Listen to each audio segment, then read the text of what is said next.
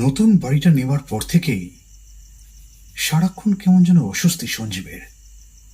রাত দুটোয় ঘুম ভেঙে গেল। কারা যেন কথা বলছে, কিসের যেন আওয়াজ। উঠে পড়ল, ভাবলো মেয়েটাকে একবার দেখে আসি।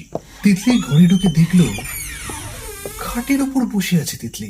বাবাকে দেখে মুখে আঙুল দিয়ে চুপ চুপ দেখালো আর আস্তে আস্তে বলল, বাবা, আমার খাটের নিচে একটা রাক্ষস লুকিয়ে আছে। সঞ্জীবও ভয় পাওয়ার ভঙ্গি দেখিয়ে মজার ছলে বলল, তাই মা? আমি এক্ষুনি রাক্ষস তাড়িয়ে দিচ্ছি বলে নিচু হয়ে খাটের নিচে তাকালো।